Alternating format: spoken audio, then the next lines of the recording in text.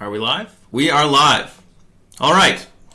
Welcome, everyone, to episode 1 of Talking Socialism with Skeptical Normies. I like this idea. I want to turn it into a series. Today we have on my old friend and colleague, Mike.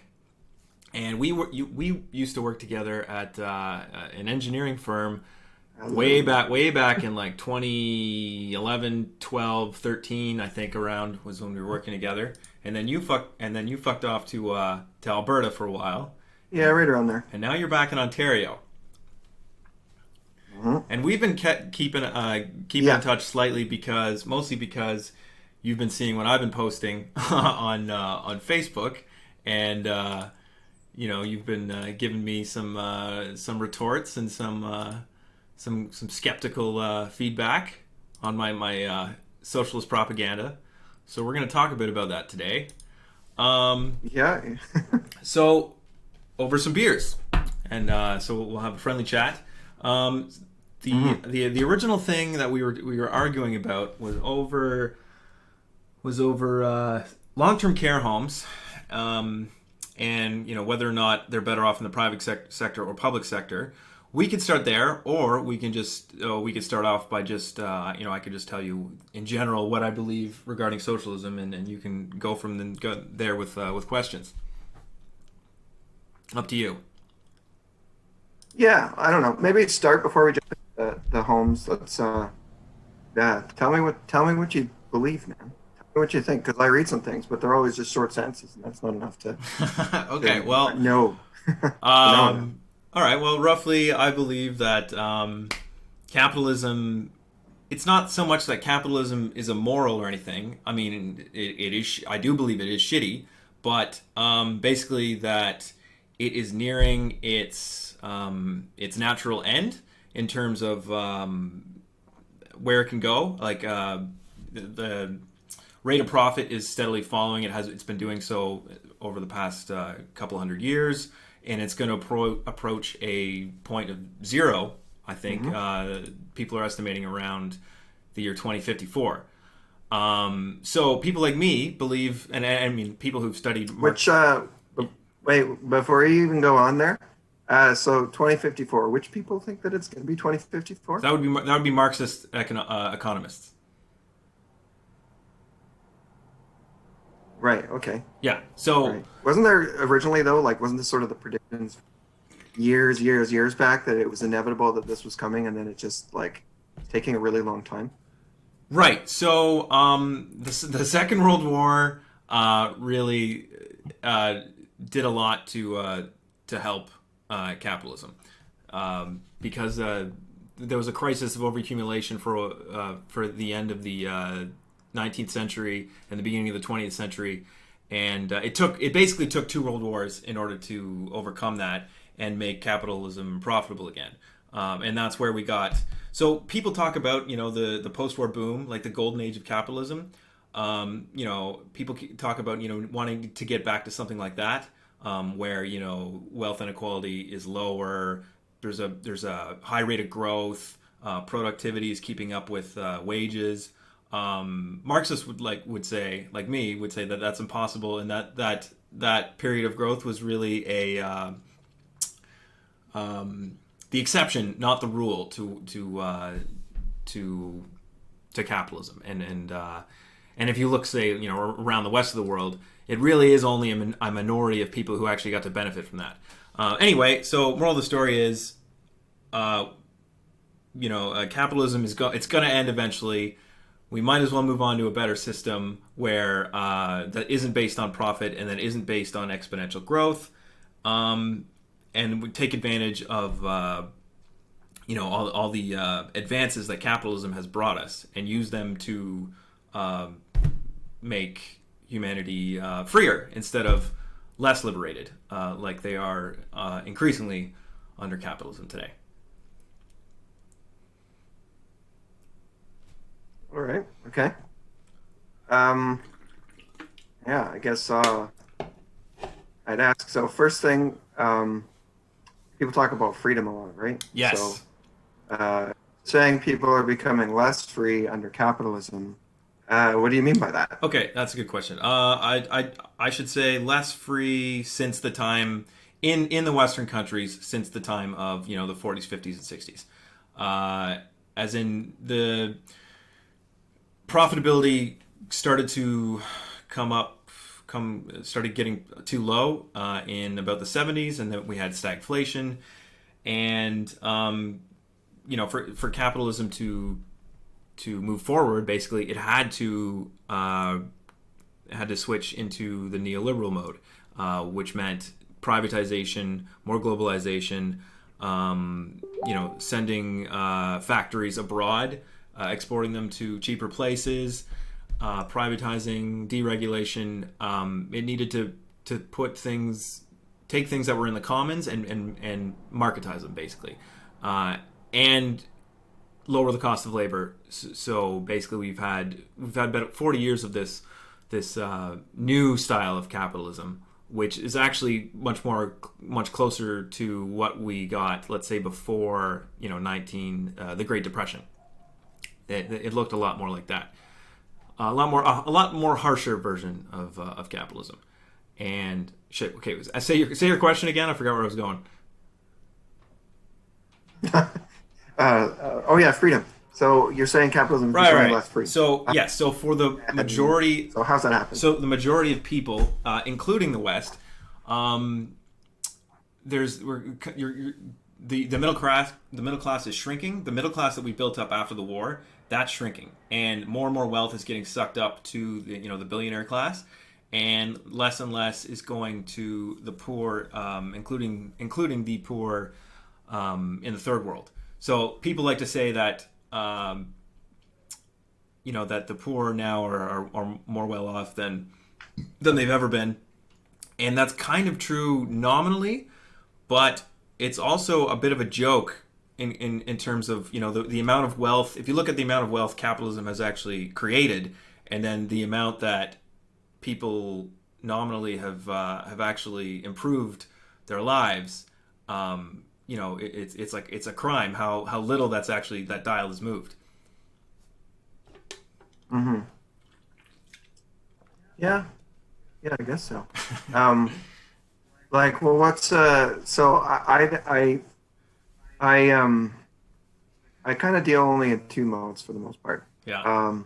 Broad generalizations, sort of like what you're saying, and then the only other way I go is the complete opposite, which is very specific. The micro level there, yeah. So yeah, and I kind of sometimes I have a hard time with it too. But so you're saying, sorry, I shouldn't say. So you're saying there's a triggering sentence. But anyway, there's so I still don't quite understand this. So how are you saying that there's fewer things for and think life is basically more difficult? We're not getting gains through this period of time. Like, for example, if you had to think, I don't know, let's go a generation ago to, I don't know, my parents or your parents or our peers' parents' generation. So I'm saying they had it better right? than us. But surely we've got some things that they never had. Yeah, that's true. Technology is. Yeah. Okay. I mean, and I think I could possibly. Oh, did your audio cut out? Uh-oh. What happened? Yeah, a little bit. Are you still there? I got it. So, sorry, say that again? So it's like, okay, so I can see how you could say, I guess, relative to the I don't know, say average person in society, or in Western society maybe, that things are maybe not quite as good now as they were for our parents' generation. But at the same time, don't we have a lot of things that make our lives incredibly easy? Like, we don't have to do all that much, and we still got lots of nice things happening. Sure. So if we have all this technology, though, why isn't the work week getting any shorter? In fact, why is it getting longer than it was 30, 40 years ago? With all this technology, in theory, right? Like, the capitalism's promise is like, the wealth and technology and innovation that it gives us shouldn't that make our lives easier instead of more colonized? And like, I mean, because now with phones and computers, a lot of people's jobs are basically 24/7. Like you're answering emails at home, you're basically always expected to be doing something, and you're almost made to feel like you're a piece of crap if you're not improving yourself in some way to be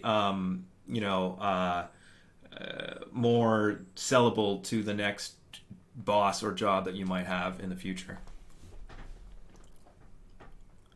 So our time, like, so someone in the '60s, they had their 8-hour workday, Right. and they went straight All right, home. but you know, also, Go ahead. like, I think this is social pressure as well. I think it's purely economic pressure. Well, I was just going to say, isn't this is pressure from corporations? You think so? Oh, okay. I mean, Yeah, I guess so. like without the rat race, like the rat race is increasing. That stress on the average person's life is happening, I would say, directly in proportion to people's job insecurity, and people aren't holding jobs for life like they used to. Like my dad worked 25 years and one job and retired. People are switching jobs now every couple, like 2, 3, 4, 5 years, and that's almost like expected. It's the norm. And there's what happens if in the States, for example, your health insurance is tied to your employment. So there's a lot of anxiety. I mean, obviously it's better in Canada, but there's a lot of anxiety tied to job stability. And then the other problem with capitalism is if there's natural, no matter everyone agrees there's natural cycles, right? So there's every 10 years there should be some kind of crash and retooling of the economy, meaning some people are going to get thrown out. So I would say that it's the anxiety plus the shrinking middle class with the widening wealth gap is creating these pressures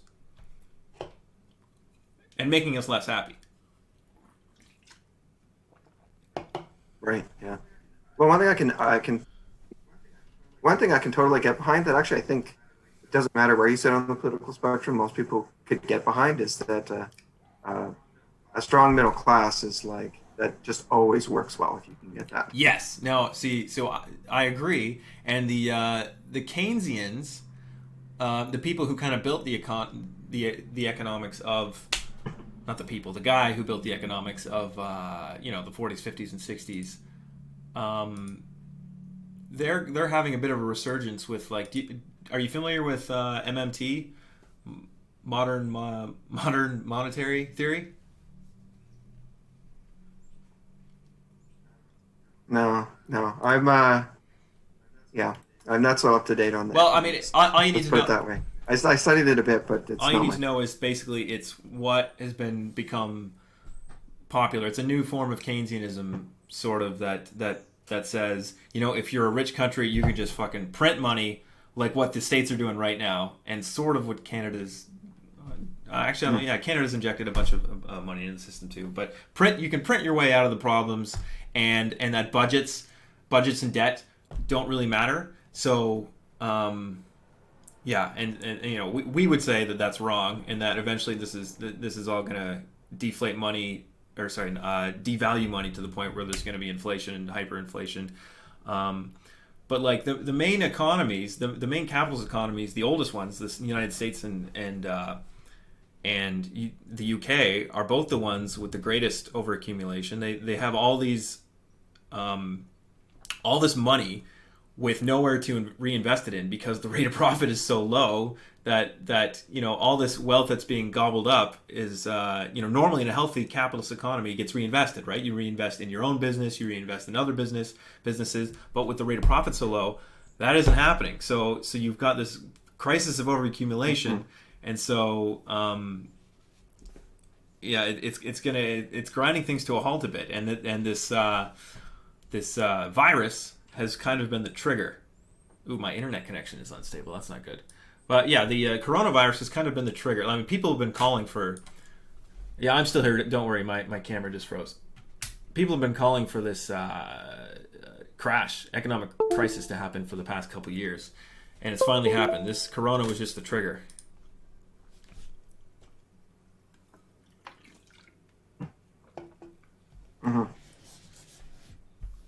Right. But isn't that sort of the nature, at least in some way, for better or worse, or maybe this is your point, of working within this sort of capitalist system? Is that it's sort of a higher risk venture, and there's less slack in the system, so that when things do go wrong, they tend to be a little bit more Well, it catastrophic. depends what stage of capitalism you're at. So it's true. There's very little slack in the system of the United States. Like they're running at like max capacity, and there's no slack in that system because they have no welfare state. Like they have their debt. Their debt is so high. Their corporate debt, their personal debt, their credit card debt. So that like they're in big trouble. Trump is. They might see like a small rebound when things start opening up, which and the stock market's still going strong, just because really that's the only place if you're rich to put your money. But the countries with a little more buffer, like the Western European kind of welfare states, they're doing a lot better because they're on a downward trend too. Don't get me wrong, but they're in a lot better position because they're not redlining their economy in the same way that the U.S. and UK are. Mm-hmm. Right. Okay. So then, what would the ideal sort of socialist state look like then? So, if you're not, how do you fund the programs? I guess is one of the main. So it wouldn't be. So socialism would be first. You need a transitional phase. So socialism isn't going to happen because everyone just decides, okay, this is the best thing to do. Like you need a revolution somehow. Hopefully not violent, but if we're realistic, people aren't just gonna give away their mansions and their yachts and their positions, their ownership of private property. So if violence happens, it's because they're gonna fight back, and the revolution will have to defend itself. I know it's a convenient way of putting it. But... Hold on a second. You can't just say that supposed to just lie back. It's like if you came to my house and you were like, guess what? The best thing to do is that we take all of your stuff and then we redistribute it to everyone. It's like, okay, but I like some of my stuff, and it's like, look, that's just kind of too bad for you. And if you're going to resist, so it's not so much. It's not so much that we would like take their stuff. It's that we would appropriate the means of production. That's the main thing. So for example, the factories, the companies themselves. So Bill Gates and whatever billionaires, they'll still get to own their yachts. The problem is, when socialism is in place, they're not going to be able to hire anyone to be their servants to work the yachts and be their chefs and their gardeners in their mansions. Those are all going to be useless. So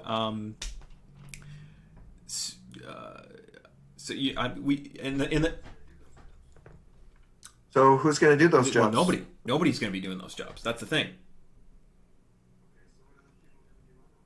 So what are those people going to do otherwise? So work gets decided democratically. At first, you have to have a state. So the proletariat, the working class, takes over this. So right now, the state is we call a bourgeois state. So basically, the state is run by the more or less for the interest of the capitalist class. But in order to prevent revolutions, it all obviously has to throw some bones and some sticks to the poor and the middle class. Otherwise shit would go tits up. So, but it's still a bourgeois, it's still a capitalist class state. That's why it exists. So the working class would, because of our numbers, we would say, okay, we're done with this shit. It's time. They finally take over the state itself, flip it on its head, so it becomes a worker state, and that's what the dictatorship of the proletariat means. It doesn't mean a dictatorship. It just means that it's the working class instead of the capitalist class who are running the state. So they would appropriate let's say the top 150 corporations and companies in Canada, for example. So you take over all the telecoms, you take over basically all the commanding heights of the economy. Take those over, make them run worker run. So that doesn't necessarily mean that there's no bosses. It just means that they're all worker run, democratically owned, and and they can choose bosses if they wanted. You can elect a boss. Like if the workers say, "Yeah, we're too dumb to do this. We don't understand how. We'll just Mark over here. He knows how to do the accounting. We'll elect him the accountant, and then Mark is accountable to everybody else. So if Mark screws up, then he can be recalled. And same thing with all the leaders. The leaders can be recalled at any time. And then once the books are all open, once the workers get to see how the books are actually being run, and kind of that'll and once they get practice running those big companies, that's then they'll know how to run an entire economy. And then we can start using things like the algorithms and technology that Amazon or Walmart have developed to run. Basically, I mean, they have their own fully automated economies. So like the problems that the USSR had, we won't have because USSR was a peasant society. We're an advanced industrial economy. We'll be able to actually anticipate where products are needed, we'll be able to figure all that out ahead of time, and then farmers would be paid or incentivized to grow whatever crops we're looking for. We'd probably have to switch a lot to hemp and to more sustainable things. That's the other thing. Let me ask you a question. How if capitalism, if you think it can still work, what is the capitalist free market answer to global warming?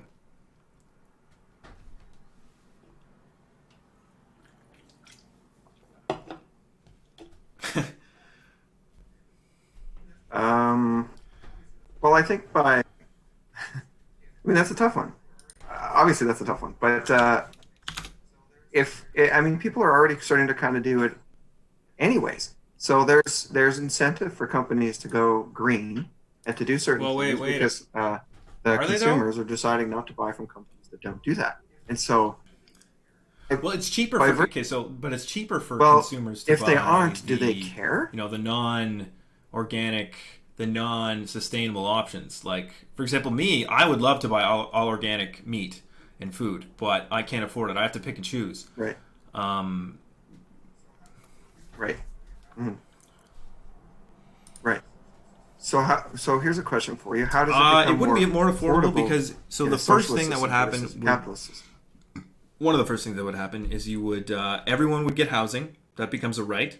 Everyone would get food, or at least food vouchers or something. So you would the grocery stores might still exist, and you'd have people working there, but you would just have like a certain amount of food vouchers or something that you could you could have. We would also be teaching. There'd be a massive movement in education, teaching people to turn their fucking lawns in their backyards into gardens. Lawns won't exist anymore in a post-capitalist world. That's all going to be things are going to be much more localized, and a lot of food's going to be grown yourself. And you'll have community gardens and stuff.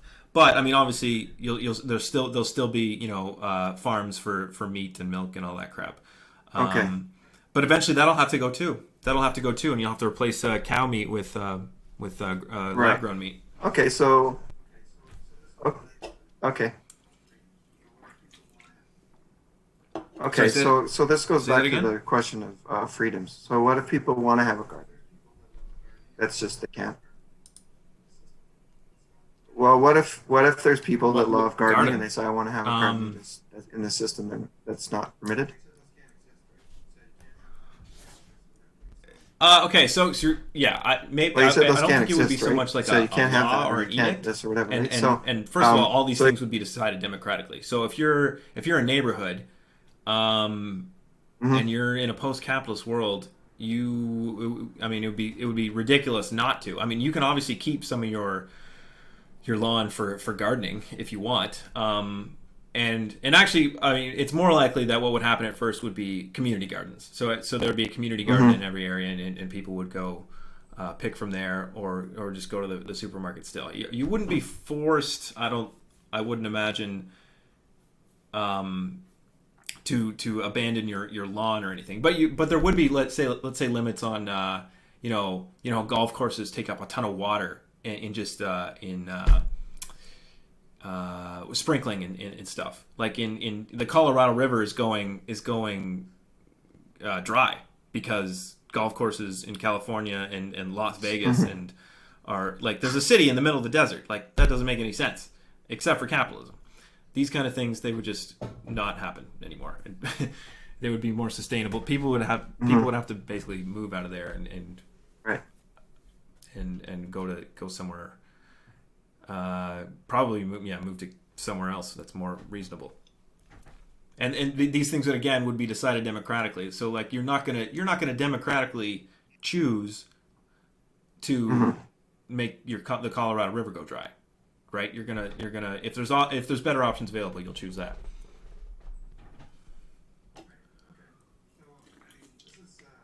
Yeah.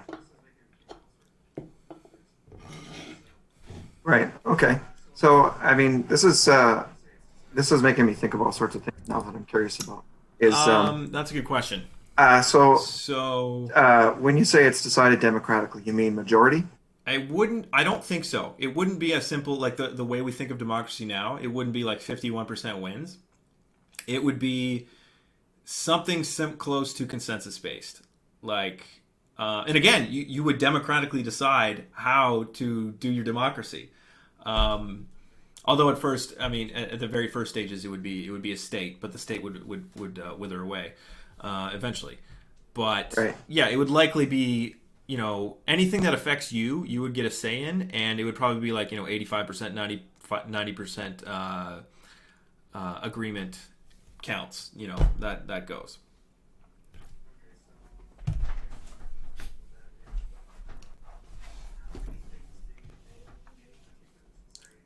Okay, so I guess the natural question from that is, actually, how many States, things do you if think any Americans, particular society, something like 80 or 90? I don't know, 80% of them agree with Medicare for all, and yet, what percentage of politicians are pushing that? So, I think you would get a lot more done if you went by if all the issues in say Canada or the United States were done by referendum instead of relying on politicians that you elected. A lot more would happen, and it would also actually hurt. It would probably accelerate the collapse of capital, because a lot of the things that would get done would be wealth taxes and all these things that would slow down and hurt the accumulation of profit.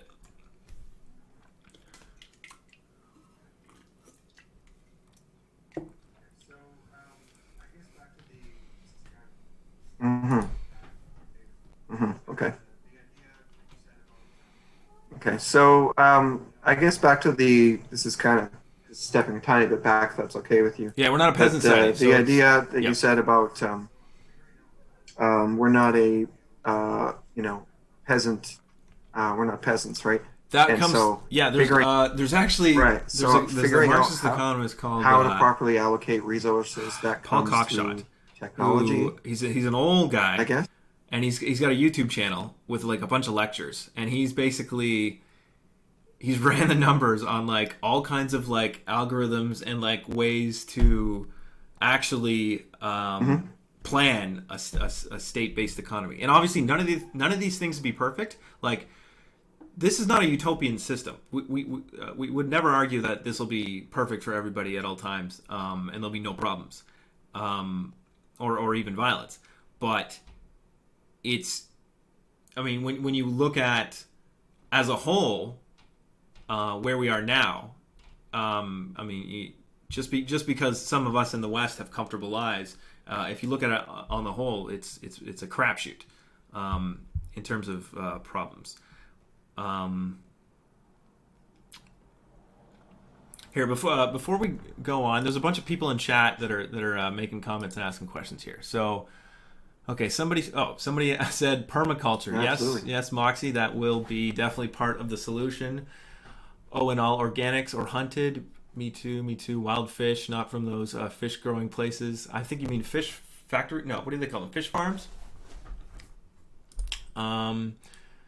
Red Dundorian says MMT is basically a money printer. Go brrr. Yeah, that's true. But his actual policy, yes, that is correct. MMT is clown. It's clown Keynesianism, basically, except without the good parts of Keynesianism. Yanis, okay. The Jaffa says Yanis Varoufakis. Do you know Yanis Varoufakis?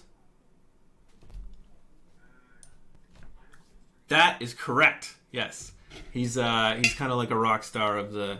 I don't know if he's. I guess he's socialist. He's like a soft socialist. Anyway, he said Yanis Varoufakis Finance minister? suggests that Okay. we can achieve communism by legislating for every company to donate or sell 10% of its shares to the public, which pays out dividends to the public. Now that's interesting.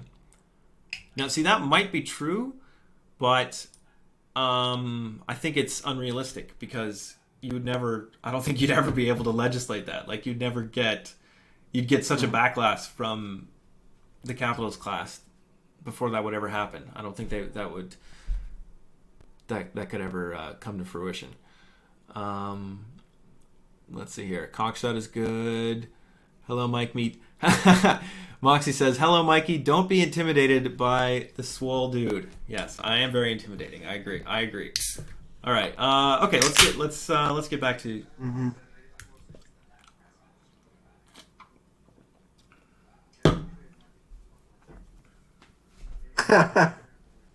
No. Questions are perfect. Like I said, I mostly just ask questions. I don't really have. Did you end up? What And I did you end up usually annoy saying for people by how you thought capitalism Anyway, might be I able hope I haven't to annoyed deal you. with climate change?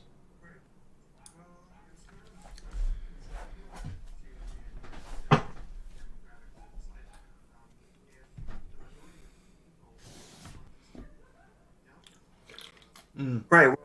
Well, I was just thinking, so if we go back to the idea of things being democratically decided, Right. if the majority of people want this to be dealt with, you can make choices about what you're going to support and what you're not going to support. And you can do that through what you decide to buy, right? And I guess you could argue, well, we don't have enough Yeah. options for you to be allowed to choose certain things, right? But Yeah. well, I'm just saying, like, okay, so let's say, well, it's kind of like you said. Oh, I would love to buy. I can't remember what you said, organic or I forget what it was, but anyway, and it's like, well, maybe those options aren't available to you, so you're not able to, right?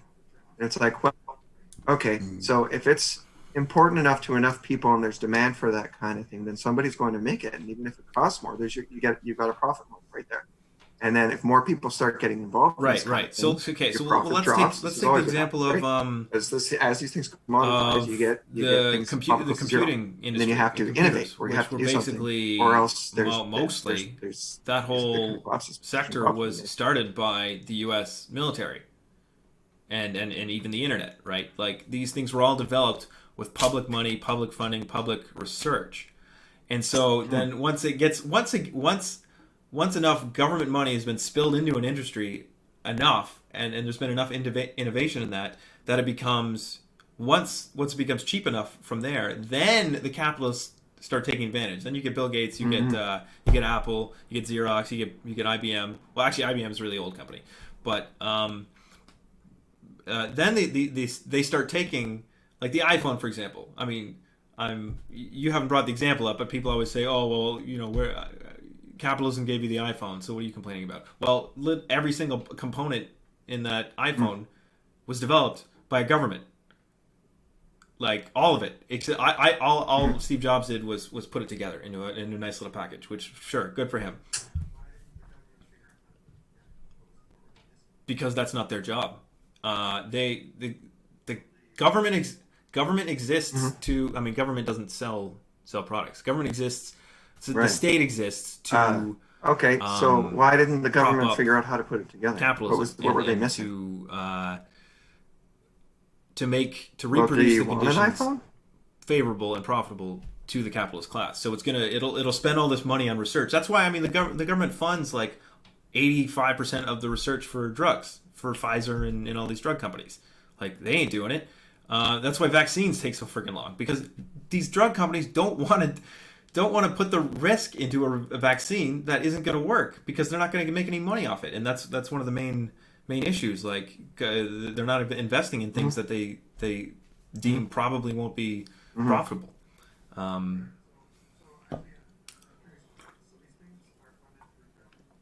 The research is, yeah. Hmm.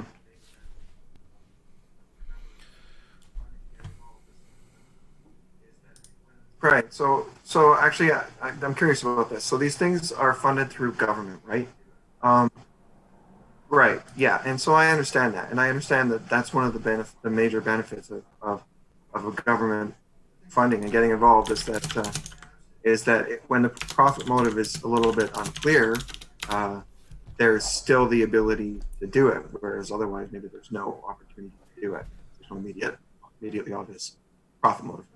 Um, but the thing is that in the absence of funding that's acquired through taxation or whatever, uh, so you get rid of that. So we don't get tax, right?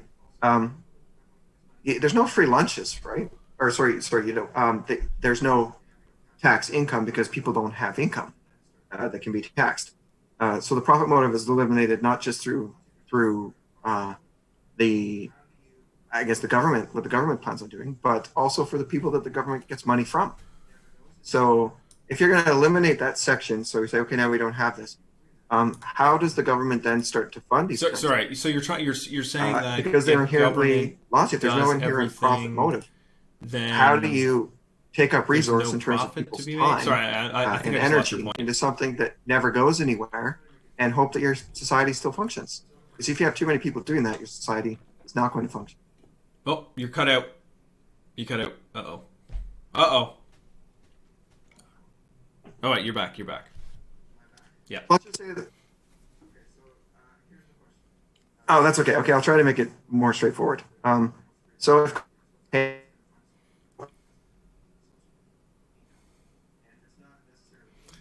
So taxes. oh, am I back? Am I back? Okay. Okay. So here's the question, because I'm of the mindset that there's no Sure. free lunches, right? So if the government's going to fund something, the government has to Well, have they need to be. some They need sort to of have jobs, and they need to income, be making money. and if Yeah. it's not necessarily income, um, right?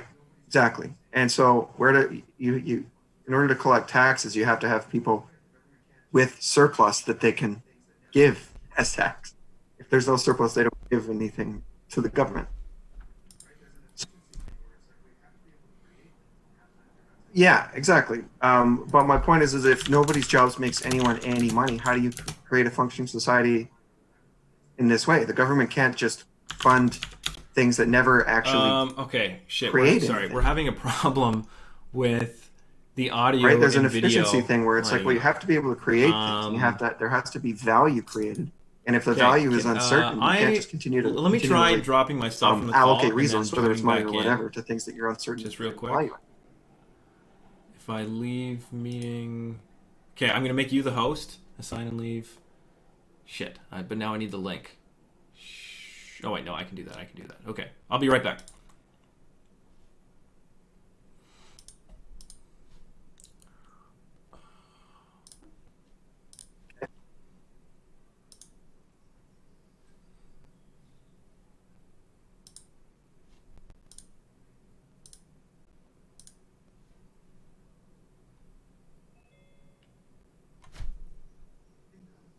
Okay. Hopefully we're better now. I have no idea. Yeah, there was a big desync problem. Okay, sorry. Restate for me that again one more time. Sorry.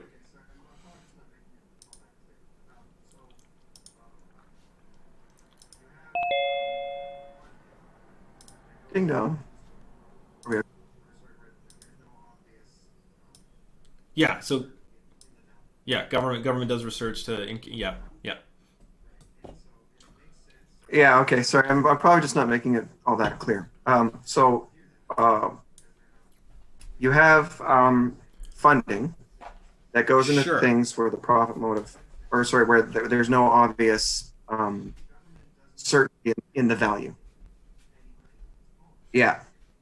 Right. And it makes sense that the government can afford to do that because they're not really motivated in the same way that a private business Well, is. right, but that's why So, communism abolishes so money. I understand that. But the government doesn't have any money on its own. Sure. So it gets that by grabbing some of the surplus Yeah. from those who are motivated by profit. And that Yeah. seems to me the only way that can work. Yeah. Right. Okay. So never mind money then. Right. But never mind money. Let's just talk value. So if people are Well, just okay, so I able should to clarify. do In the beginning things, stages, in the whatever they transitional want, phase, and there's and no maybe even the obvious socialist value phase, to what they're you would still doing, have but there's money. potential, What you'd be there's working maybe towards value to what they're is doing. a So labor there's risk voucher associated system. with it. So How do you that would how, how do you it would manage kind of to eliminate support that exchange if you're value not and taking keep the extra from only something that use value. absolutely has value? So basically, you would democratically decide what work needs to be done, and what work is worth what. So, for example, you might pay a doctor more in labor vouchers than a janitor. Then again, a lot of those jobs would actually start to be more like the goal of an economy would be to educate everyone as much as possible to be able to be an advanced skilled worker. Um, there'd be less work to do, but yeah, the education level would be much better, and people would be doing more of everything. Like you wouldn't have CEOs sitting in the office doing only intellectual work and none of the cooking and cleaning, and you wouldn't have only people only low end workers doing the cleaning toilets. It'd be much more shared, and because it would be decided democratically. Um,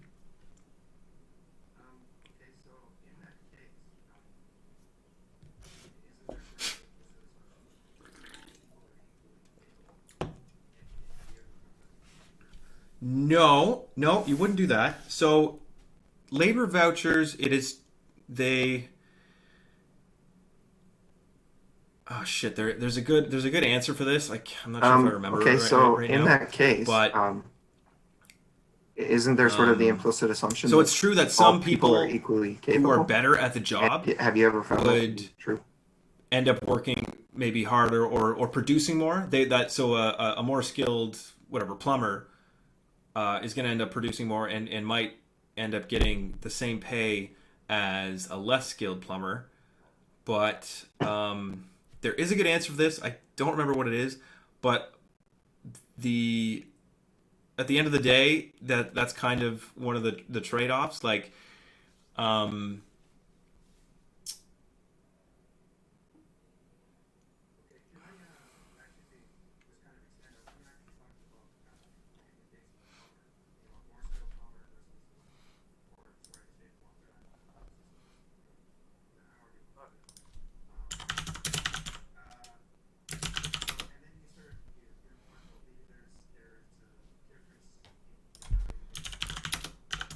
Okay, can I actually just kind of extend out from that uh, because you talked about say it again. in the case of a plumber, a more skilled plumber versus or sorry, I guess maybe a more productive plumber versus a less productive plumber, Yeah. whatever, however you want to put it. Um, uh, so, and then You don't. you're talking about maybe I'm pretty sure there's you just a don't. difference You in the value there. based on the amount that That's the they can thing. produce. I think there. Is I that fair to say? have read That's an kind of answer what for you meant? this, Or is that wrong? but it So you you got a plumber that's able basically to produce it more. You got wouldn't a plumber matter that's not able to as produce as much. much. Like you would How still do you have value like a how do skilled you plumber value would these people? he would be So teaching it's all the other plumbers just how to be as skilled as him. Just like in capitalism, except he wouldn't be making way more money than the other guy. Um, you would be yeah. Oh, sorry. Sorry. Here's part of the answer.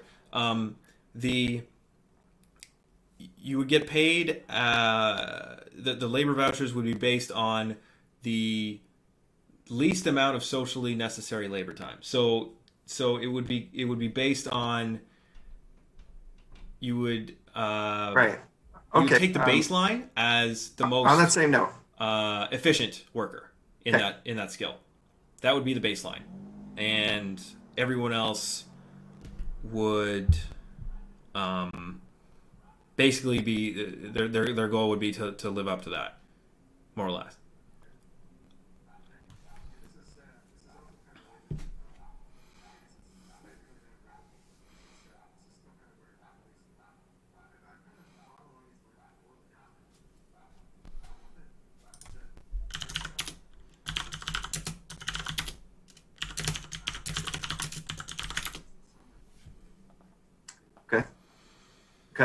and this is also kind of related. I guess it's slightly going down a rabbit hole, but this is still kind of where at least I've kind of thought along these lines before, but now it's kind of just going to keep going with it.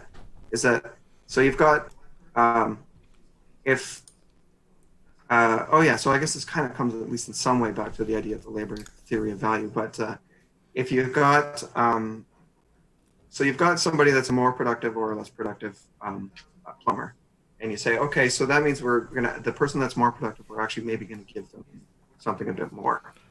And it's like, okay, well, I've heard that before, but we use money to do that. So it's like, well, that sounds kind of similar.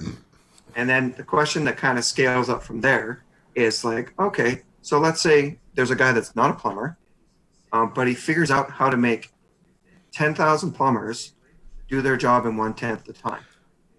And you go, okay, so what's the value of that? And that's So that that guy guy figured that you out would he's you a super might genius. He figured that out in like you might a year. hire you might create a job But in terms that was of the amount of specific time to and effort and work optimization. basically You might labor hire resource people that were that he's saved to be able purely to create intellectually those based. new You might things democratically means decide, that the okay, saved we're all labor should plumbers have here, we're extra doing an value okay as well, job, which is why but maybe you value that person we more think there than might be ways for 5,000 us to plumbers. do it better. Therefore, we're going to set aside these 10 guys, and they're going to take a year, and we're going to pay them the intellectual work to figure out this shit. And if it turns out they can't come up with anything, then then they might just make that not a job anymore. They'll just say, okay, now you're just going to be real plumbers. But if it did, successes like that they don't go to the person. Like, you don't get rewarded personally. The reward is that society is better. So, like, Okay. anytime there's an improvement in society, everyone gets to enjoy it instead of just the guy who invented the fucking toothbrush or whatever it is. You're not. No, but this is the thing. Like, the entire aristocratic class and bourgeois professional managerial class, like, a lot of the intellectual Right. So you're not work incentivizing and that stuff did it that specifically. got done over the past like 500 years, let's say, was because rich people had the time and money to not toil in the field, but they had the time and money to go to university and learn how to be a physicist. These people weren't doing it for money; they were already rich. So if you consider communism and socialism to be people already rich enough to do whatever the fuck they want, they're going to spend that time trying to make society better, just like the old aristocrats and capitalist landowners would go to school and just be physicists and scientists and philosophers. And they'd make the world better, but they weren't necessarily getting rich off it because they were already rich. And in communism, everyone kind of like no one has want. There's no more need to beg and to toil and to sell your labor time in order to make ends meet. So everyone has this option now.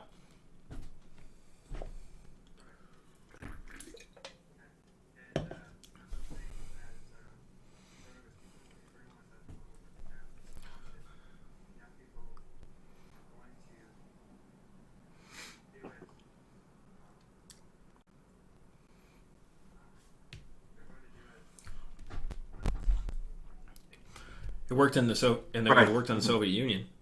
Okay. I mean, like, And if you think about you it, think that shit, did your audio just generally speaking, you say if everyone's something? at the level where they have this option, Yeah. Okay. Sorry. enough people In the are Soviet going Union, to they leapt from like do it. a backward peasant society to the first to space They're going to do in it like 30 years. That's unselfishly. insane. Like you think that there's And that's because everybody.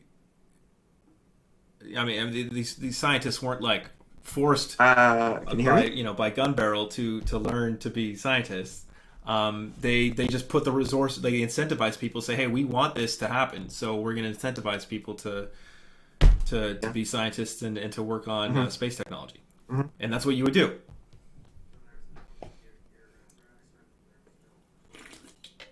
There was coercion in certain areas of of the state because, again, as a backwards peasant society with actually also illiterate, they were very illiterate. So I mean, Russia Russia was never really meant to be So there to was no. start to spark You're the fairly certain that there global, was the no international coercion. socialism. Although, okay, they weren't going to lead the way. They were supposed to do their job, and once 1917 happened, Germany and Britain were supposed to be inspired by that, and then they were going to be the capitalist countries that said, okay, we're going to repeat what the Russians did, and take over these imperialist nations and bring about the world revolution, because socialism can't work in one country. You get surrounded by capitalists and cut off. It can't work.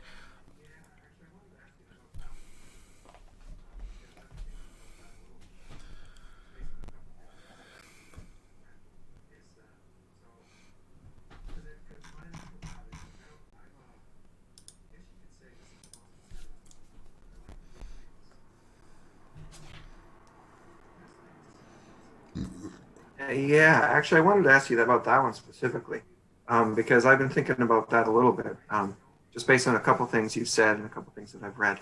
Is so because my natural thought is like I guess you could say this is the most They're just conservative thing about different it. I stages. like to So do things socialism comes first, um, and it is test specifically things the economic form. slowly So in socialism pieces is to see how they work, right? it's a And it mode of seems to me production. that So instead of that selling your labor time to I a don't capitalist know how you're supposed to do um, this with for socialism and money for him to make or profit, communism, I guess. I mean, instead of that, you I just have you should probably worker-owned actually explain to me too the difference between communism and workplaces. socialism. That's Actually, what, like workers democratically decide. There's no private property. There's no one person that owns the means of production. That's really that's the definition of socialism. Communism is when you get to the stage where you've created so much abundancy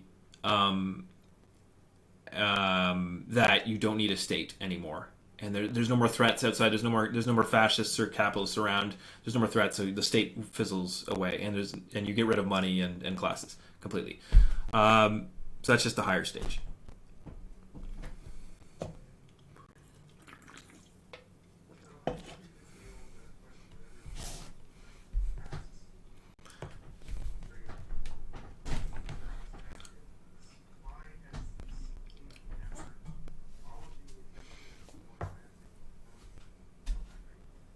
Well, they, well, they, well, they have worked. I mean, I okay, mean, okay, okay. I think I I understand mean, that now. Look at So I Cuba. guess Look here's how the old isolated question that Cuba everyone is. kind of And asks I mean, I don't know if you've uh, read much about for Cuba your. or been to Cuba, Sure, I but was going to ask it. um, Is why has this they seemed to are never literally they are all of the leading the attempts to get world this going? Why in have none of them seemed to uh, work out that great? doctors I per shouldn't say none of capita them. for Seems as though one, and they're most of leading them the have worked. world in they're leading like Latin America in like literacy. They're leading the world in Mhm. what's the word I'm looking for? No, Sustainable but I do have agriculture, I Cuban believe, friends. because they've been forced into this position. It's almost a good thing that the U.S. cut them off, because they were forced to find innovative ways to grow their own food and do all this this stuff outside of capitalism to feed their own population. So they've actually advanced in a lot of ways beyond what capitalists have been able to do. And then the Soviet Union, uh, the problem there is Stalin, and then Stalin becomes he took over once Lenin died, and basically kicked out all the left communists. So Stalin represented the right side of the right wing communists, you could call them, very authoritarian, and killed a lot of people, did a lot of bad shit, and not only that, just had terrible theory. Like, so they ended up making a lot of bad mistakes, and because of the success of the Soviet Union, or at least the perceived success, you had countries like China, early Cuba, Mm. every other instance of a socialist revolution followed in the footsteps of Stalin. So these are all Stalinist regimes, more or less. So they followed in this authoritarian vein. So they're all kind of stained with this Stalinism. But it's hard to say the Soviet Union was a failure, considered like there's never been a greater leap in Hmm. technology and military strength than what the Soviets were able to Right. do in 30 years. They did it by crushing a lot of the workers, Right. which sucks, and the left opposition, which I am part of, was not happy with that. But you can't deny that what they were able to. And you can ask people nowadays in Ukraine, in Poland, in Russia, you know, do they have it better off now or back in the 70s? They all say they had the old people. They all say, yeah, it was better then, unless you're an oligarch. There's polls on it. I'll find you. There's some polls. We can look it up.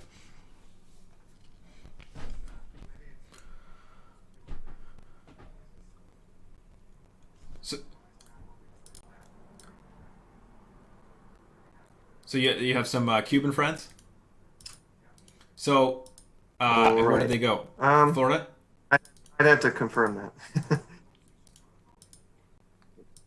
And when did they Yeah, leave? because maybe it's different, but most of the people that I know that left those places, well, I guess that's a biased sample because they left, but they left because they was clearly not very happy. I mean, yeah, if you're Yeah. educated and you have the opportunities, you can have a No, better one of life for them's in sure Chicago, and another one actually was in. in the United States or a Uh, Western one of them was, I capitalist think, country. 10 But years ago, that's 15, the maybe wrong 15 years comparison. ago. That's I'm not sure completely the about wrong that. comparison. What you need to compare is Cuba versus Haiti or anywhere else where capitalists and the imperialists in America in particular have had influence.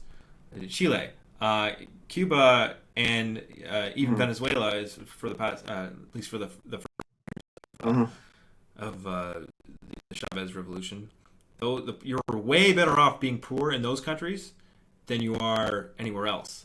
Um, and so yeah, there's a contingent of middle class people and upper class people who hate and despise Castro and Chavez. But if you're poor, uh, which the vast majority of people are there, you're even though you are not a big fan of Maduro right now, he's still way better than the alternative. Even though technically Maduro's not, Venezuela is not a socialist country. Yeah, so I would challenge your friends on you know Cuba. Like Cuba, I agree there are shitty. It is authoritarian, but I would challenge them on how bad it really is, and compared to the rest of Latin America. I mean, the happiness index there is off the charts compared to Hmm. Haiti or Dominican Republic or Yeah. Honduras or Guatemala.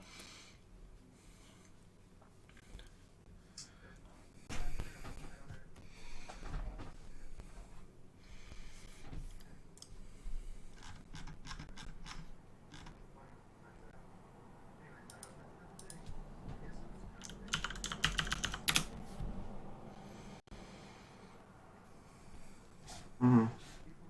Hmm. Okay. Yeah, I mean, I don't know. I don't have the info. I don't have all the info on that. I have a couple, anecdotal, some anecdotal quips, I guess, about it. So I don't know. But anyway, but the other thing, I guess, that's kind of related to that too is um, uh, people generally like to So be, when they're providing lots of value, they like to be incentivized for doing that. And it seems to me difficult to get it happened in East to Germany. have It people definitely happened there. properly Um, incentivized to do it without wanting to but go somewhere else. And that seems to me like why you I mean, always you end up also have having the walls to phenomenon keep right people now in as of opposed to American people out retirees in a moving lot of these to places. Vietnam, So that not happen and because it's a nicer place to well, live. It's doesn't chiller. happen It's in the more U.S. relaxed. The It doesn't services are all happen taken in care of. Canada. Um, so people, Yeah.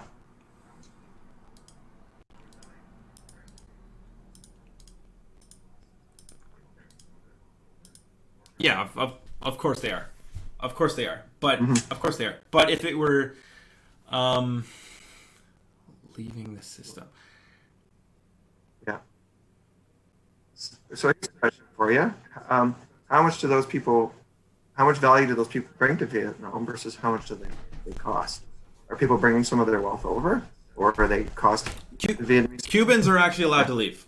Okay. In fact, so yeah, this is a misconception. Cubans are they made a big stink of it. Actually, they made a big deal. So all these Seems like the you're not people who are allowed to, and profiting that's off like of the so. Batista Part of regime, it to the me is like, nasty, brutal, okay, terrible if you're a Batista top regime in performer, you Cuba have to before stay there. And Castro. if you want to go somewhere else, A lot of them were torturers. that's bad news. The Can't- people can't really profiting off do that. that regime were they weren't all jailed. They unless they were actually some of the people who were doing the terrible things. But they were said, you know what, if you don't like it, beat it. Like, you can go, and they let them go, and they still let them go.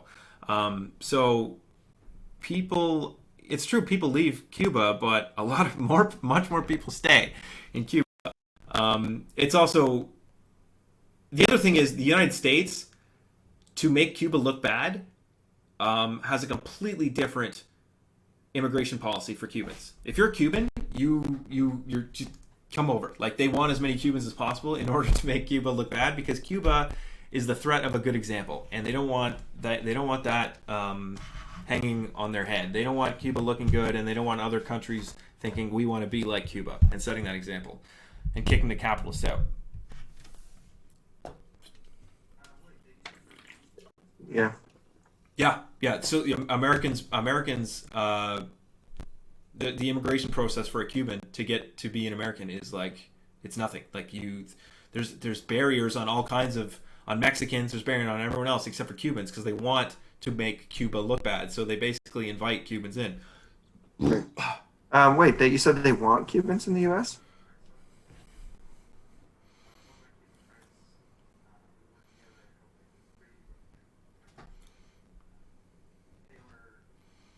Huh.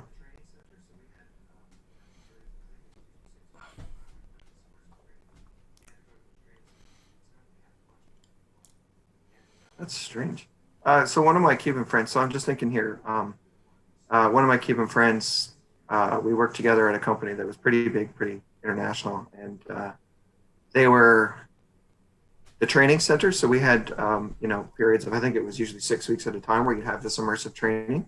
And you had to go to the training Maybe. centers. And this company Yeah, had a I bunch think of it would have to people. do with the fact And that she's still a Cuban and she was working, not as allowed to opposed go to the ones trying to in the become U.S. an because American she was citizen Cuban. and So she had to go renouncing to Abu their Dhabi Cuban, to do her training. like so. For example, Cuba I don't know if it offered. had to do with the work visa or what, but So she couldn't you know go. how I could, Cuba has this thing where they send most of us doctors could go. internationally, Canadians could go. right? She was It's part of wasn't their allowed. socialist goodwill. So they send doctors all around the world. They sent doctors to the Ebola crisis. They're sending doctors right now for the Corona crisis to, like, Italy and all these places. They offer doctors to the United States, and Trump turned them down. So Mhm. yeah, they don't want. They yes, obviously. I think it was posturing, probably, on the Cuban government side. They knew the United States say no, but, like, yeah, I'm sure it's part of politics. But if you want to be a former Cuban, if you're a Cuban and you want to become an American instead, that's different. Yeah, well, there's some bad blood there. I obviously. So yeah, and again, these are all of them. Vietnam, Cuba, Indonesia was maybe socialist for like a hot minute there. China, Russia. These were all very unadvanced, illiterate peasant societies when they became Yeah, I didn't know that. socialist. And again, Marx always said, socialism was meant to happen in the advanced industrialized countries, because that transition is super easy, because you get monopoly capitalism. It's easy to take monopoly capitalism, take that monopoly, turn it to the state, let the workers take over it, and then use that power or that distribution network to distribute resources based on need instead of profit. Whereas if you don't have any of that infrastructure built, you've got socialism requires abundance. You don't have that in a peasant society. You have to get to capitalism first to reach that stage.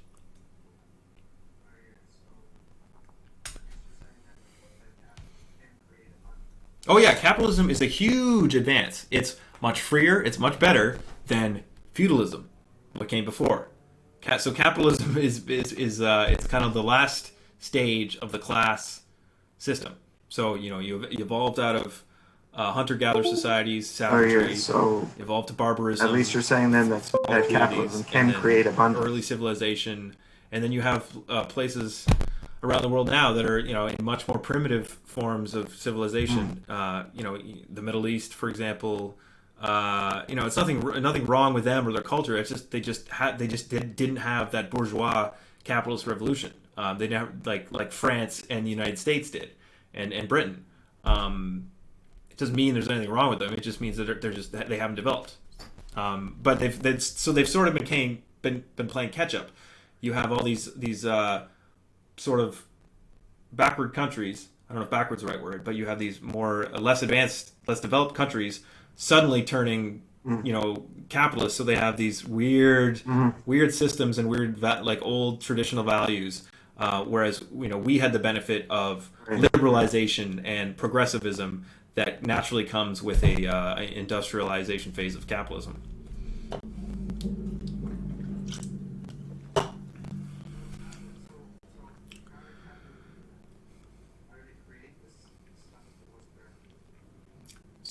So it required primitive accumulation. So it needed colonialism was a big part of it. Like you can't have private property and the capitalist relations of production without a whole lot of expropriation. How did capitalism do that? And how did it create this stuff if it wasn't there in the you need to generate that wealth somewhere to get the whole thing started, and you need to basically kick people off the land so that they need you. Like if you're a factory owner, it's not going to make any sense to be a capitalist if you're way back in 1300 and everyone is living in the countryside and they're self-sustaining because everyone has their own farm, everyone has their subsistence farmers. But there's no one in the cities for you to make. There's no proletariat for you to make your money off of. So you have to kick them off the land. You have to expropriate them to get them into the cities so that you can start capitalist production.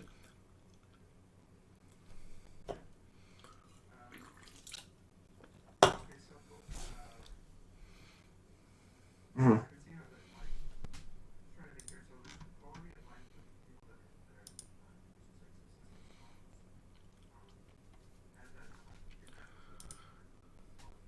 Yeah, that'd be pre-capitalist. Okay. Okay, so I can see how that I'm just trying to think here. So the quality of life of these people that are I guess you're saying subsistence farmers, at that time, pre-capitalist, No, whatever you want, I don't know, definitely not. Call it. Yes, capitalism is much better. It has drawbacks. They and obviously positives, can't benefits and get things like drawbacks for that. Healthcare. They can't get surgeons to do nice things for them. Fantastic things. Any of the advances that come through medicine, stuff like this, right?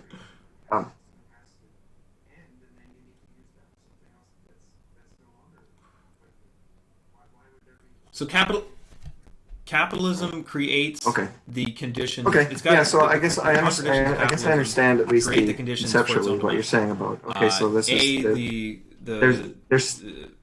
I just don't quite understand why, if there's so much creation for capitalism, it has to end, and then you need to use that for something else that's no longer is going to drive the. Why would there be in competition is going to drive the profit the profit rate of profit down to zero, and that's what they calculate is going to happen in 2054. That doesn't mean 2054 is the date of apocalypse. It means that probably in the years and decades before that, you're going to start to see things like either world wars or a lot of these imperialist powers kind of slowly collapsing and devolving into either barbarism or socialism. And shit, lost my train of thought. Right. God damn it, where was I going? What was your question again? Say it again.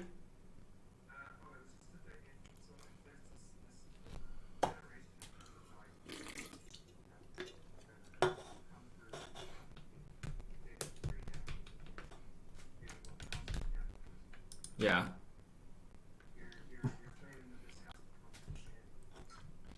I forget. Oh, okay. So I'm saying It I'm was just saying that it. if there's this Yeah. generation of things of Yeah. value, not just money, things like healthcare, things like whatever, that come through from the status pre-capitalism to what comes through capitalism. Um, you're claiming that this has to come to an end, and I just don't fully see why it necessarily has to come to an end because you say profits go to zero, right? And that's why. But that always happens. And Right. then the way that you break through that is that these So corporations the make a lot of okay. money if there's no So profit you motive. can make They things. You'll disappear, always be able which to I make think you things might want. more They're and more not efficient actually and efficient or effective create or creating some systems value. of So doing the things way alternative is that more you technically, yeah, innovate, efficient you and change money things, you saving. find ways Like to you might create eventually make things that are more robots valuable than that what the current status quo is. let's And that's been say capitalism in a nutshell since you're in the forever. business of And so what would wood. that You necessarily might end? somehow you might be able to make robots that can literally do everything. The whole like there's you have no labor. You have robots that can go into the forest, cut the trees, bring them back, package them, uh, sell them, and you've had no humans involved in the whole process. You're super efficient, and you've spent a bunch of money on automation. Well, the problem is you once you've done that, your competition will start to do that, and at that point, you've just bought yourself a whole bunch of there's a whole bunch of expensive machinery that there's nothing to profit off of because profit comes from the profit can come from is the worker because the worker sells his labor time to you and you know if the work takes 4 hours to do if the work for you to make your money back takes 4 hours to do when you pay him, you make him work 8 hours, and that 4 hour chunk there, that's your profit.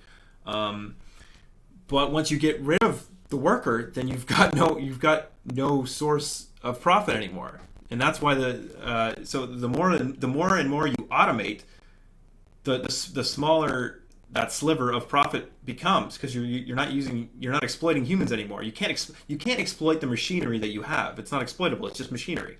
So that's the problem.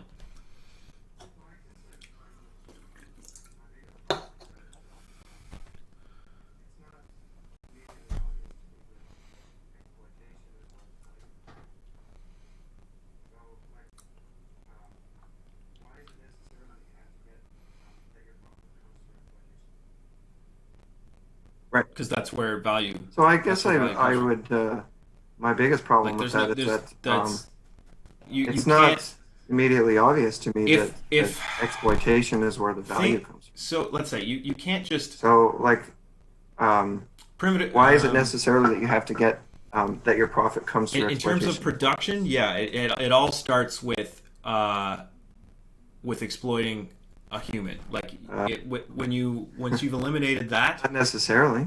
everything up the chain from that uh, falls apart because like give me an example. What are you trying to say here?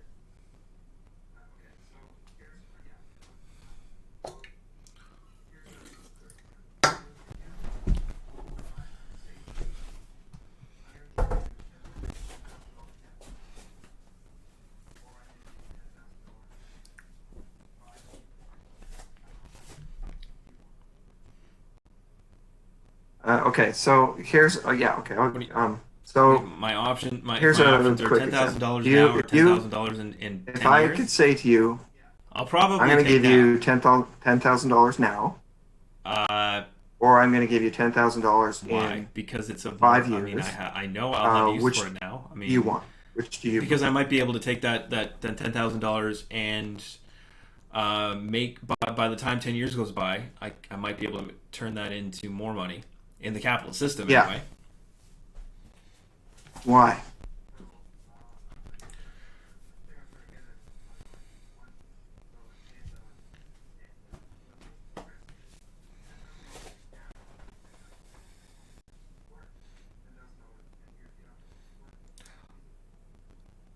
Right, but then you also Right. Okay. So I guess the thing I'm trying to get at is the time value of money.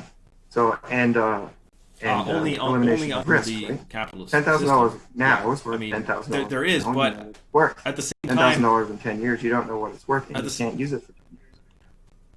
So risk sorry, component, and then there's the time component. And and if unless you're lying to me, you see that there's value in that.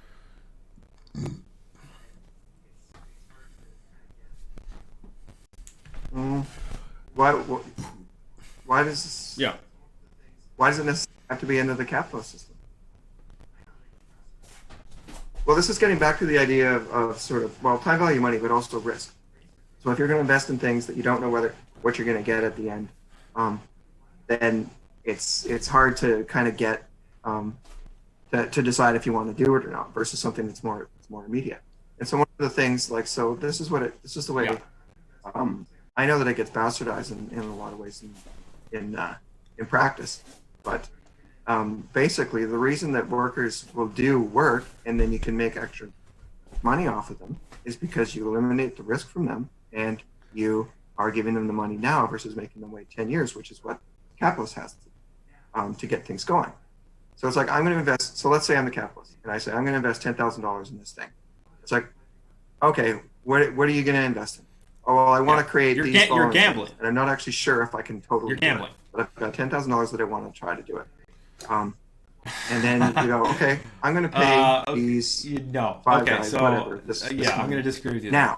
now. Like Try it. a small, I would, They I get would, the money now. you know, I would I agree take the that risk maybe a of small maybe amount never of working out, innovation but it actually might be comes worth from that $30,000. competition. So I'm actually, not sure. probably a good amount So then you comes from that negotiate with the competition. work. But like I said, like we were Yes, talking about before, I would say yes, and that's most where of that innovation comes from. innovation is actually That's why capitalism hates what it does. So, government and military research and funding that's able to okay. develop it, and then capitalists take what has been learned and discovered and researched, and then implement that into capitalist practices and marketing and products, but but the government's also doing a bit of gambling. So in a socialist system, you'd still be doing gambling, like you would still, but you do it democratically and for the benefit of all instead of the benefit of one guy. Like, so you would say democratically, hey, you know what?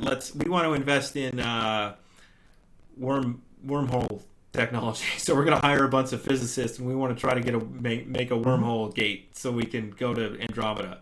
So we'll spend a whole bunch of effort somehow. We'll make science labs and whatever. But again, these would all be democratically decided, and the benefits from which would be societally based. Like it wouldn't be just one guy gets to be rich. You wouldn't have Elon Musk prancing around saying he does everything when really it's all his fucking engine. Like Elon Musk says, "I have an idea, do this," and then all his engineers do the thing that he's talking about doing.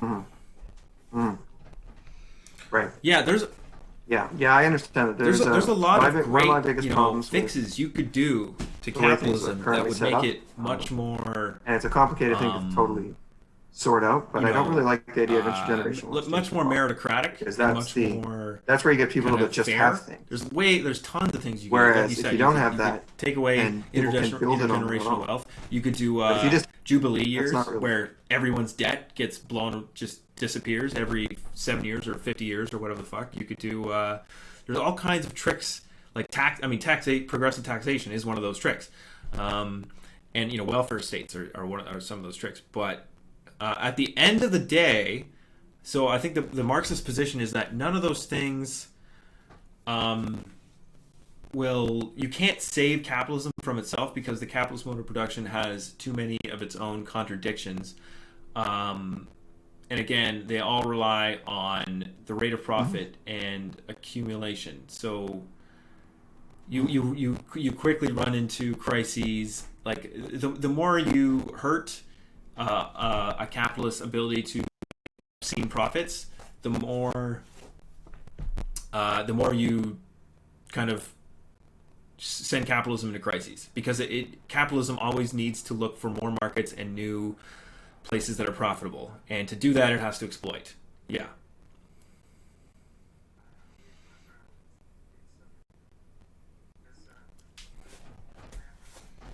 Why is that? Yeah.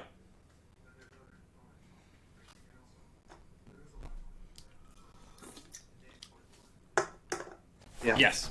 They still exploited the workers, I don't know. even The if exploit part, they went bust. it still gets me a little bit because there's like I have a hard time with that one because I understand I just understand that capitalists can profit off Well, I of mean, the work, because they had an exchange. They but there's said other the capitalists components agreed of to it, right? pay They can also the worker lose a lot of money, to whereas do the this. workers don't. Did they exploit the But workers? that exchange was coerced, because the worker Okay, well, doesn't have any other option. I well, mean, the worker's going to why die if do he the doesn't workers he have doesn't this sell his money labor time to the and capitalist. the capitalists had to forego it?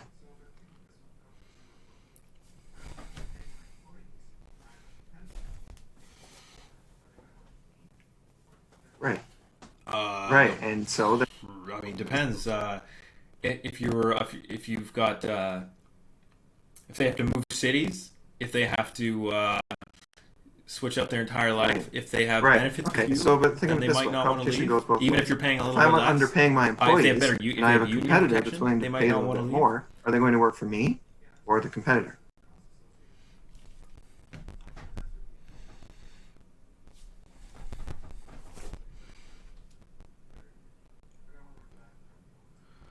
Yeah, so you have the freedom in capitalism as a Right. worker to choose Right. who exploits you. Right. But that's so we're saying that's not much of a freedom Yeah. at So all. But there's costs you just associated get to with it, pick your right? you get to pick your But that's oppressor. what when you look at certain things, you get these, I guess you can call it. It's actually kind of the inverse, but it's like a barrier to entry. Like, I want to work for that company. Oh, but it's going to cost me this, right? Mhm. Right. So, well, I don't know. Look, And a lot of maybe I've companies had possibly, will but close down factories maybe this is and just me not pay being what their workers, foolish. But I've and been won't pay paid their for things that I do, and the I've never benefits that they regretted had it. promised And them. I if I mean, created value this that we hear about this kind of benefited the crap all the company, I time. was happy. I worked for a company that went bankrupt. They paid So me. it's I there's happily really took no a paycheck, and guarantee, they and lost. the I fact didn't lose. that you know I won. you would be technically in you would be technically categorized as, the professional managerial class. You're basically working on mostly your intellectual. You're selling your intellectual labor. You're educated. I mean, sort of. I am too, because I'm doing personal training. I'm selling my intellectual labor. I'm not toiling away in a factory, but you are. Yeah, you're in a different section of the proletariat that only really exists because of the much. Mm.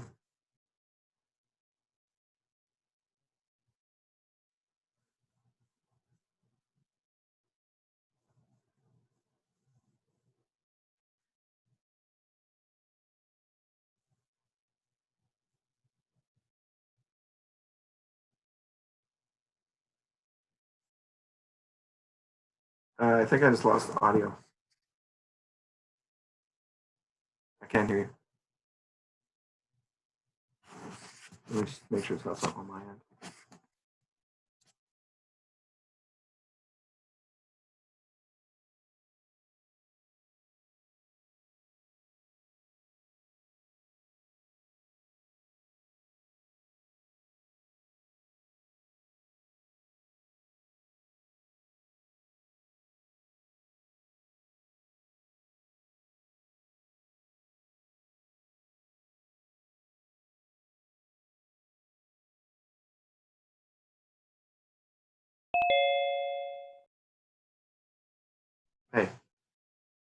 You know what? I think it might be my computer.